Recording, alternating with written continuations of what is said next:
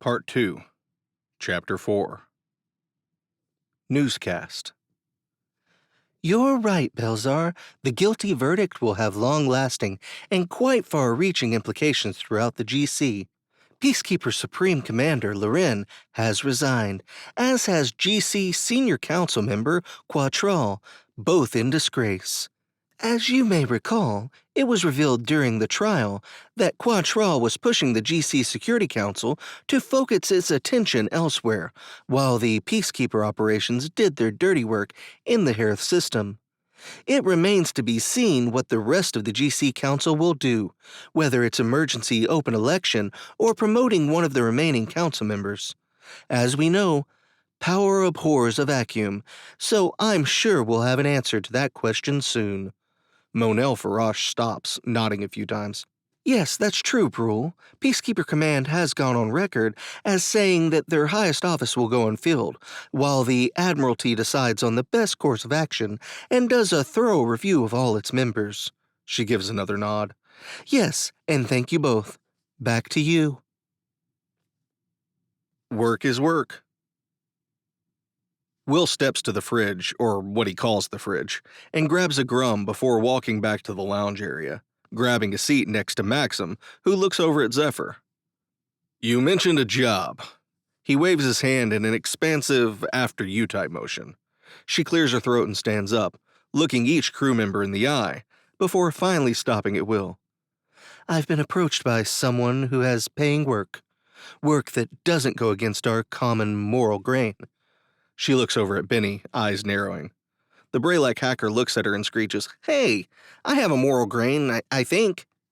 Anyway, I received a message the last time we put down at the spaceport. Someone I know, or rather, used to know, needs our help. As she pauses to take a breath, Will raises his hand. Used to know? Why'd they reach out to you? I'll answer the last part first, Zephyr says. I assume she reached out to me because of the Harrith thing. Even keeping a low profile while we avoid the consortium's bounty hunters, we're pretty well known. As for the other part, I haven't seen or spoken to her in tens of cycles. The last time I saw her was the first year in the academy back on Pelor. This time it's Maxim who chimes in. I've known you since your first posting at the academy. You've never mentioned anyone from your time there. Zephyr walks to the fridge and grabs a grum, taking a long swig. At the time I was following protocol. She looks meaningfully at Maxim. You know the one. Excommunicated peacekeepers are for all intents and purposes dead to everyone. I know now how stupid that rule is, how hurtful it is. But at the time I didn't, and when she left the service I swore I'd never speak to her or see her again. She takes another long drink, visually shaken. She saw, like everyone did, the Harrith incident, and she reached out to me. She needs our help. Will looks from her to Maxim, even glancing over to Benny. What do you mean excommunicated? I knew you and Max were framed by Janus, but what's this? It's not related, right? He looks to Gabe, who, as usual, is standing off to the side. The droid shakes his head, remaining silent. Zephyr drops down on the bench next to Benny at the kitchen table. As you know, the Peacekeepers are police, army, and more for the Galactic Commonwealth. Our people take the role and responsibility seriously. There's very little on Pelor that doesn't revolve around being a peacekeeper. Close to 95% of our population are peacekeepers, whether frontline troops or some manner of support service. Before the Tarsi came, we were like any other race, with diverse interests, business, arts, science, and so on.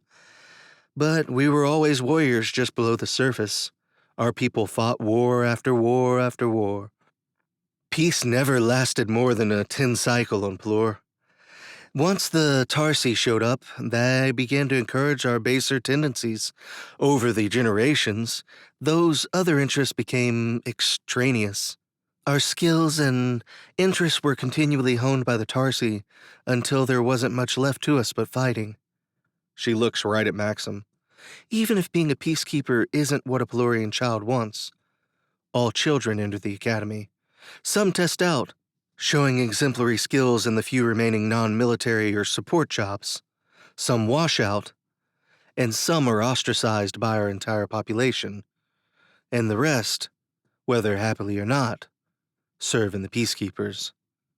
Maxim gets up and goes to the kitchen table, picking up a squirming Benny without a word and placing him in the lounge chair that's just been vacated.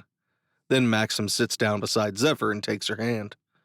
Not a single word is said during this movement, except the expletives that spill out of Benny. Zephyr continues. There's nothing for washouts on Pelor. The population looks down on them. Their families either publicly shun them or try to hide them from the public view. It's so unbearable most take their own lives rather than live with the embarrassment. Benny, who's been quiet this whole time, not counting when Maxim picked him up like luggage, finally has something to say. They kill themselves? He's incredulous. You have to understand, the entire population wants nothing to do with you. Many shops won't sell to you. The few non-military employees won't hire you. Washing out of the academy is quite literally a death sentence at worst, and at best, as is the case with my friend, a life sentence of exile. Benny, still clearly confused, says, This is why family is overrated. I haven't been back to Bray since 10 cycles after I left the pouch. Don't miss it. Gabe, who's been silently taking all this in from the corner of the kitchen area, standing like he always does, finally breaks the silence. Pouch? A little backstory. After a rather lengthy and at times stomach-turning explanation of Braylac culture and physiology, the crew goes silent again. This time, Will breaks the silence. So, who is this and what's the job? Zephyr takes a breath. Her name is Prethia. She's a chief scientist for one of the big multi-system corporations. Farsight Corp, she said. Gabe raises his hand. Farsight Corporation is just one of the big multi-system corporations. Somewhere along the way, he seems to have picked up the rabbit ears gesture of air quotes. They are, in fact, the second largest corporation in the entire region. Among other things, they are one of the largest research and development firms in the Galactic Commonwealth, holding several high-level contracts with the GC and Peacekeepers. Maxim leans forward. I've heard of them. They supply the Peacekeepers with advanced weapons. Gabe nods. Weapons research is one of their larger verticals. Will looks at his mechanical friend. How do you know so much about the company Farsight Corp? Gabe tilts his head. I was built by Farsight. Another of their key verticals is service droids, primarily engineering and scientific models. Benny leans over. So they're like your gods or something? Gabe's head swivels to look down at the leering hacker. I am not religious. Will nearly falls over laughing. It takes a minute for him to catch his breath. Okay, he says. Back on track, folks. Gabe, will dealing with Farsight be an issue? No, Captain. I was merely stating a fact. My loyalties lie with our crew. Good to know. He nods to the droid, who nods back. As I was saying, Zephyr pauses and looks around the room before continuing. She's the chief scientist at some research station. All she said in her first comms was that it's out near the edge of the GC. Will stands up. Okay. Go ahead and get in touch with her. Figure out where she is and see if she'll commit to a number 2, he smiles. Just so we know. We can set course once we hear from her. He turns towards the hatch that leads to the crew berths. I'm going to bed now. See y'all later. Benny climbs out of the chair Maxim has dropped him in. I'll be on the bridge. That new personality module I installed on the main computer is annoying even me. Gonna see what I can do with it. He heads back toward the hatch to the long corridor, often called the neck, that connects the body of the ship with the forward section housing the bridge and armory. Without speaking, Gabe turns and follows the hacker out.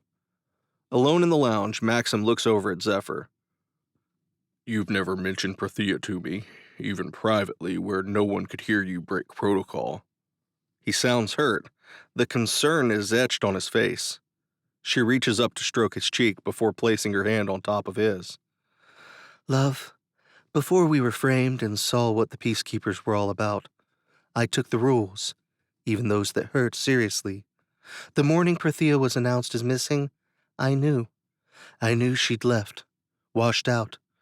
Our ways are so rigid, it was like a switch.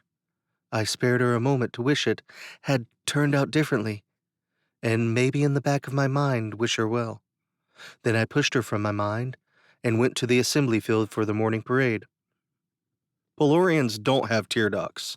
Their inner set of vertical eyelids handle wetting and debris removal just like tears do for humans. Zephyr closes her eyes now, and Maxim can see her inner eyelids are working overtime. The past. Will is sitting at a bar on a world he can't remember the name of. Zarex has him waiting for a shipment of something from somewhere. Will asked where and was told it was none of his business. He's about 6 grum into the evening, so far having only eaten what passes for pub mix on this world. Instead of shoving cashews aside as he would be on Earth, he's pushing some type of dried bug thing around. He waves at the barkeep. Hey! The round, 4-legged being comes over, the tank top covering its top half and strained and has a sizable rip in the center. Yeah? You have tacos? The barkeep's face scrunches up. One 3-fingered hand comes up to scratch its bald head.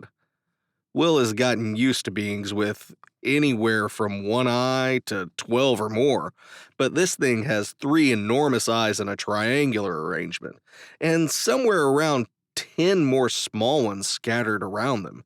Its mouth reminds Will of, well, a part of the human anatomy he's trying really hard to not picture in more detail. Taco? It leans forward, bringing its face closer to Will. Oh, God, don't get so close. Tacos. You know, ground meat, tasty, crunchy shell, shredded lettuce, cheese, or something like that. He pantomimes what he assumes he looks like when eating a taco. Maybe some guac, too? The quadruped bartender looks at him with every single eye, each blinking seemingly at random intervals. What is guac? I think maybe you've had enough grum. Will slams his glass down, sloshing grum all over the table. I'll tell you when I've had enough. I just want some fucking tacos. He pitches his glass over the barkeep's head, shattering it and several bottles of alien liquor in the process. From behind Will comes a voice. Okay, little fella. I think maybe you need to calm down. Will spins around, throwing a left hook right into the stomach of one of the bar's bouncers. Well, I'll be honest. I expected a head to be right there, he says. His fist is still resting against an orange-skinned abdomen. Why aren't you wearing a shirt? The large alien looks down at him, smiles sadly, and lifts him by his shirt. Like I said, little guy, time for you to cool off. Will smiles. Thanks. The bouncer frowns. For what? He asks, just as one of Will's boots smashes him right in the crotch. He grunts and drops Will, who lands less gracefully than he had planned. He lurches to his feet as the bouncer turns back toward him. You little... There's a pause. What are you? I think it said it's a GoBot, the bartender offers. Human, Will screams. You know what? I don't care. I can throw you across the room without knowing what planet you come from. The bouncer reaches down for Will. Earth, asshole, Will slurs as he dodges the giant hand by slipping to the side and shoving a recently vacated bar stool between him and the bouncer. What? The big alien says, stomping after Will, rapidly scurrying for him. Will finally gets to his feet and grabs a bottle of something off a nearby table, amid several shouts from the previous owners. It's where I'm from. He hurls the bottle at the bouncer, then turns to sprint away into the crowd, or would have if a giant hand didn't clamp down on his shoulder, spinning him around. Well, Will says, your arms are longer than I anticipated. The bouncer lifts him off the ground again and shakes him. Oh, God, don't do that. Time for you to leave. The bouncer turns toward the door, still jostling Will. Oh God, I'm gonna... is all Will gets out before the 6 grum and countless little cups of pub mix come back for a visit. Oh man, that's disgusting, the bouncer shouts, holding Will as far from his body as he can, spraying an unfortunate bar patron instead, before he gets to the door and tosses Will out. Will doesn't even feel the landing. He's already blacked out.